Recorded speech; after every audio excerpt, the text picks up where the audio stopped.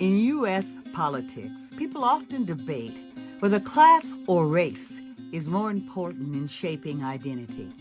But in real life, class identity is shaped at work, but also in neighborhoods, schools, and churches, all of which are still racially segregated. As historian W.E.B. Du Bois pointed out, America has two working classes. One is white and dominant, the other of color and subordinated.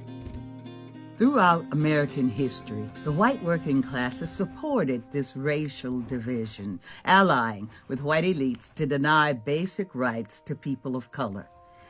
Racial exploitation gives whites unearned wealth, the ability to oversee segregation, and a sense of social and political power. Racism caters to elites' interests rather than working people's.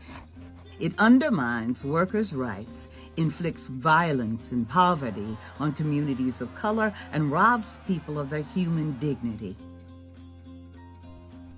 U.S. democracy is still a work in progress. The racial hierarchy of the two working classes slows its advancement. Throughout history, there have been opportunities for multiracial class solidarity. But each time, white supremacy reinforced racial exclusion and suppression.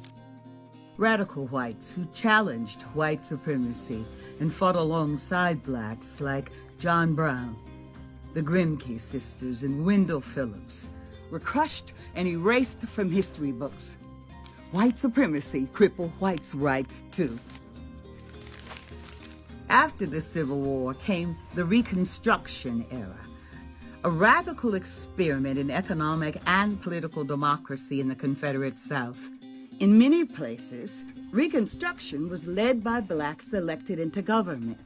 The expansion of voting rights, public education, and distribution of seized slaveholder land benefited both freed slaves and poor whites alike.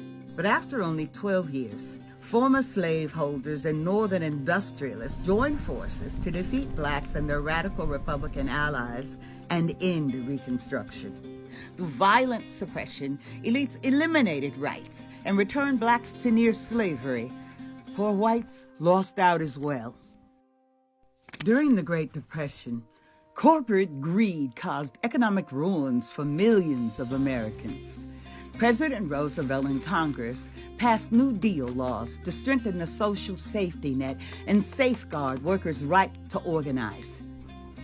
Union membership grew explosively, but rather than organize with all workers, white labor leaders allied with Southern Dixiecrats. With their support, Congress voted to exclude workers of color, domestic and agricultural workers from new labor protections, and it rejected urgent black demands for protection against rampant lynching. These decisions preserved elites' wealth and power.